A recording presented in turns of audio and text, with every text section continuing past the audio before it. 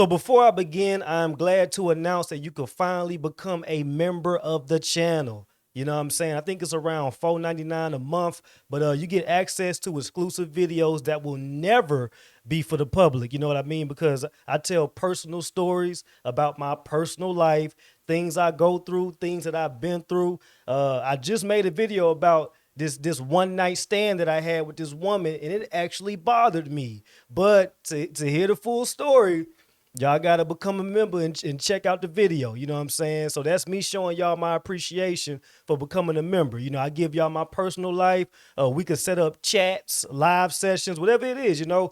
So thank everybody for the support. Appreciate y'all. Please become a member if you do not mind. Now, let's get started with this. He has discoloration, bruises on the back of his neck. Something happened.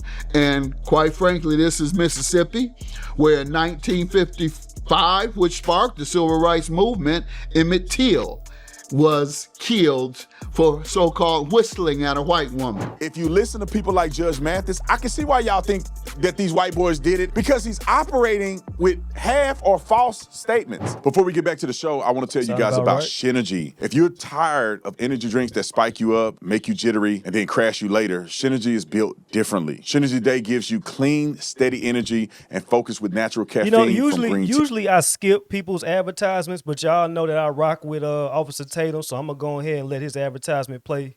Well, you know, he ain't gotta pay me or nothing like that. This is just this straight love right here. Synergy Night helps you wind down so that you can rest, you can wake up clean, not groggy. It's a simple day and night system made with natural ingredients, no sugar spikes, and no synthetic stimulant overload. Go to synergylife.com and try it for yourself. Better energy, better rest, better rhythm. Here is where I think people should shut up unless they have a working knowledge of verifiable truth. If you want to give a hypothesis, say this is a hypothesis. Before you start accusing people and saying specifically and throwing their names out there and trying to say Nolan Wells is associated with Emmett Till, that's crazy.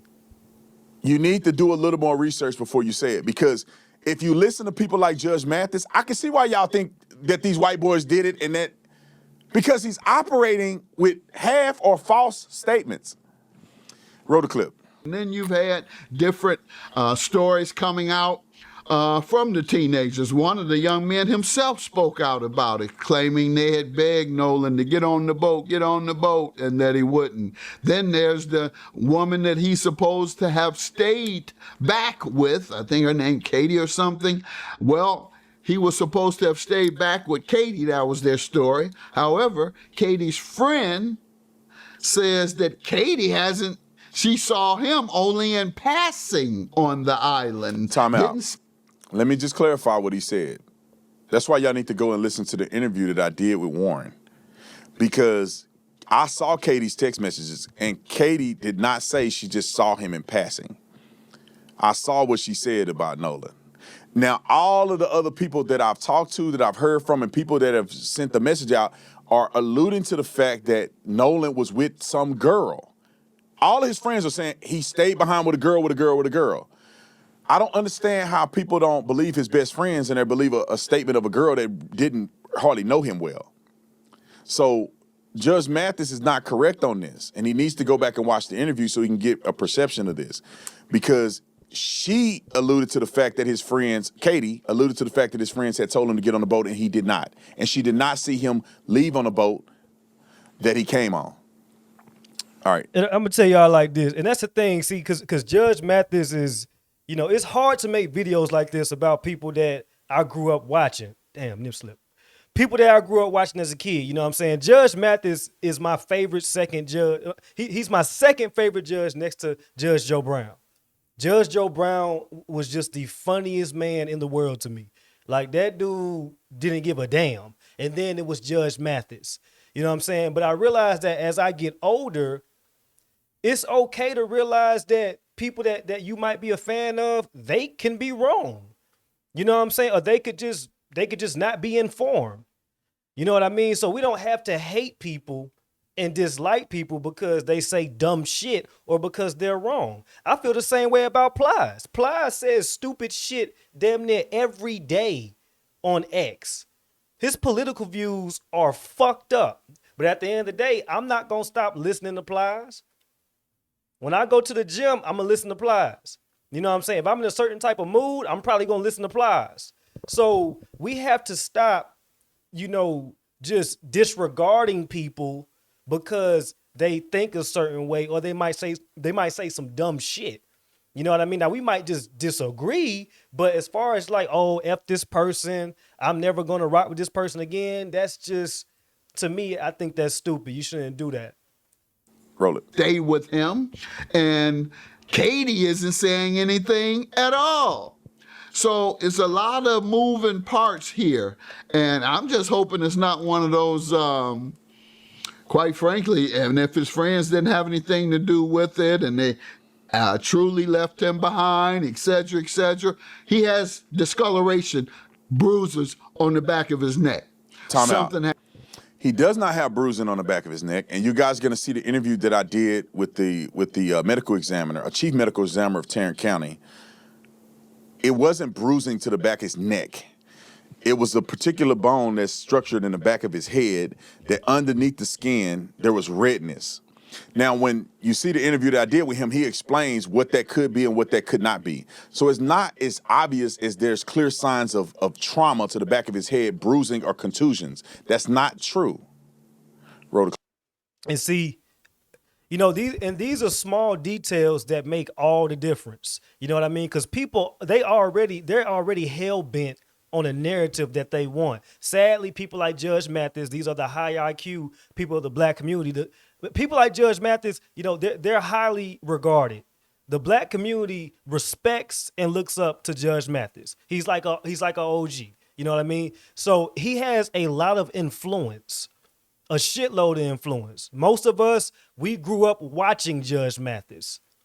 You know what I mean? So the fact that he's taking this angle, all it's going to do is influence other impressionable minds to go against them white boys and to assume that them white boys did something to Nolan. You know what I mean? Because we got so many highly influential people in the black community that are taking the wrong angle because they're not taking the time out to do the actual research to see what's really going on. You know what I mean? And everything is within the small details, especially in a situation like this where it's still a mystery. Every single detail makes all the difference. You know what I'm saying? So when you're spreading, to be honest with you, when you're spreading bullshit and lies, that just creates more chaos and confusion. Happen. And quite frankly, this is Mississippi, where in 1955, which sparked the civil rights movement, Emmett Till was killed for so-called whistling at a white woman. And now we're hearing Nolan Wells stayed back to be with a white woman. And he turns up dead with bruises behind his neck. That's the context I'm putting this in. It's Emmett Till. Tatum be trying so hard not to just intervene. That shit is so funny. Like you could tell by that deep breath he just took. He like I get it because I'm the same way. I don't be wanting to click and pause the video all the time, but when you just hear some shit, it triggers you. Like it makes you want to just say something. But we gotta let we gotta give y'all the content. We gotta let these people talk. All over. Let me tell you why Judge Mathis should quit the internet and never speak again until he apologized to Emmett Till's extended family. For you to invoke that this has any similarity to Emmett Till is disingenuous and partially ignorant and evil. Emmett Till was a kid, a little kid. I think he was like 13 or something like that. Can you verify that for me? Emmett Till was a very little kid. He was a little kid. Emmett Till did not go out with his friends on Horn Island and get and drinking and having a good time with autonomy after being in college in 2026. Emmett Till allegedly whistled or made a remark against a white woman, which is not, he may have actually done that because Emmett Till did not live in the South. He wasn't familiar with the segregation and racism and stuff in the South. They came to Emmett Till's family member's house, his uncle's house. They went to the door and said, give us Emmett, we're just gonna teach him a lesson. With the intent to take him from his home. He was a 14-year-old boy. He wasn't 18, he wasn't a grown man. And they took him from his home with the intent to kill him. They took him out, they mutilated him, they put a cotton gin around his neck and barbed wire, and they drowned him intentionally. From the time they took him from his house, they took a 14-year-old boy and they murdered him. I'm gonna tell y'all like this. My dad made me read about Emmett Till when I was like 12 years old, and that shit still traumatizes me to this day. That is a traumatizing fucking story. You know what I mean? But I have the brain capacity to realize that those were completely different times. You know what I'm saying? And you gotta have high brain capacity to understand that, because these stories are bad. These stories are traumatizing. These stories will make you mad. They will make you mad. But you have to have the maturity and the emotional intelligence to realize that we are in 2026. I can identify as this box right here that's made for an air conditioner, but people will have to respect it.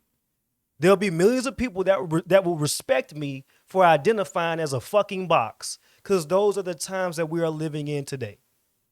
You know what I'm saying? So, yeah, you know, racism still exists, but it for damn sure is not as potent as it was back in the day. And you're gonna say that this is similar to that? A grown man decides that I'm not going back with my friends, I wanna hang out with a woman? Her being white is irrelevant because you ain't seen a single picture with Nolan with any black women. Where is a single black girl in any of this? He don't have no options but to be with a white woman. You don't see a single I haven't seen a single picture with Nolan with black women. This ain't the 50s. And to interject that is a spit in the face of Emmett Till's mama, who had to have who had an open casket. And if you Google it, some of y'all can't stomach what you're gonna see. This shit terrible. I'm telling y'all, dude, it makes me so terrible. mad to think about somebody would even compare this to Emmett Till. It's a disgrace to do that. It's unjustified, it's unreasonable. That was a kid outside of his own will who could not defend himself with grown men who took him. I'm pretty sure Nolan could whoop half of the kids that were out there. And y'all act like he's just a flim, like they beat him up and killed him. I mean, I think that they'd had a hard time doing that. I think somebody know what happened to Nolan. I think drugs and alcohol may have been a factor, might have.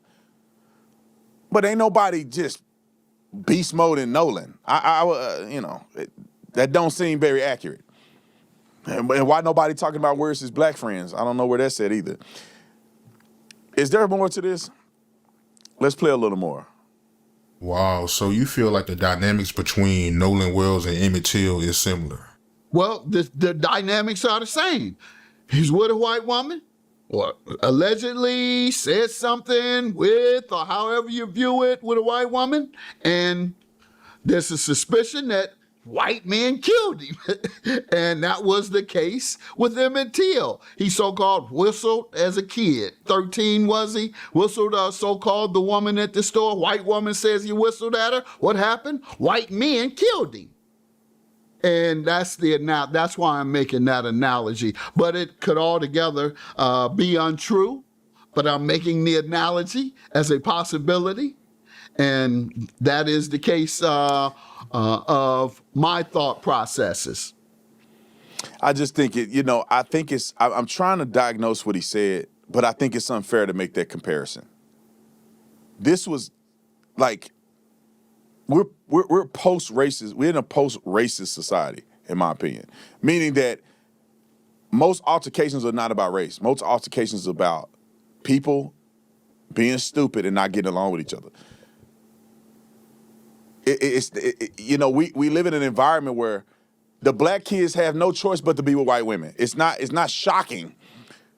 It's a lot of black and white people married today. It's not shocking for black. I just don't think the idea that a black kid with a white woman is so strange in a city where all your friends are white and y'all all dating and messing with the same chicks. It's the vitriolic behavior of interracial communication in the 50s and in 2026 is in two different worlds. There's a lot more going on with the Mathis interview, but I got to get. I appreciate you guys. I'm sorry I had to run from the show today.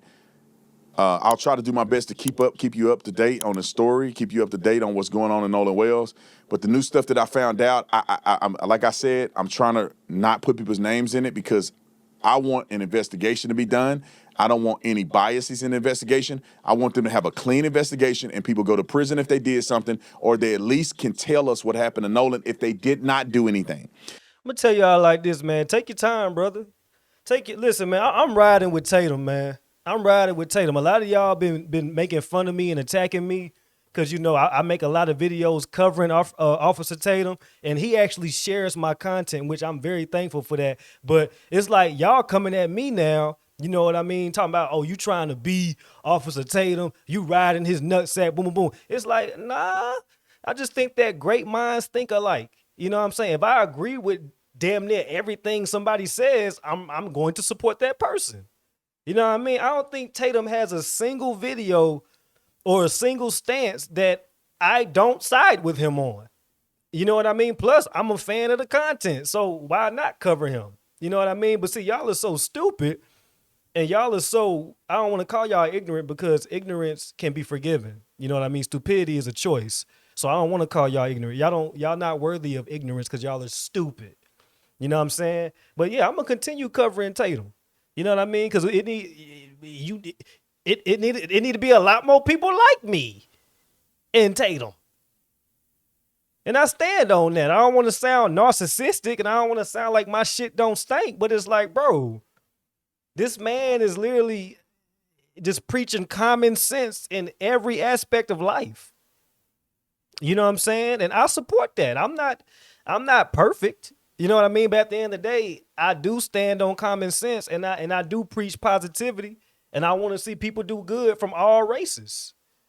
You know what I mean? But at the end of the day, you can't, if you don't hold yourself accountable or your race, because that's exactly what me and Tatum do. We hold the black community accountable as black men. You know what I'm saying? You can't progress, in which I feel like there's no hope for a lot of you niggas. There's really no hope. But at the end of the day, I'm still a black man and I represent my community the right way. And so does Tatum.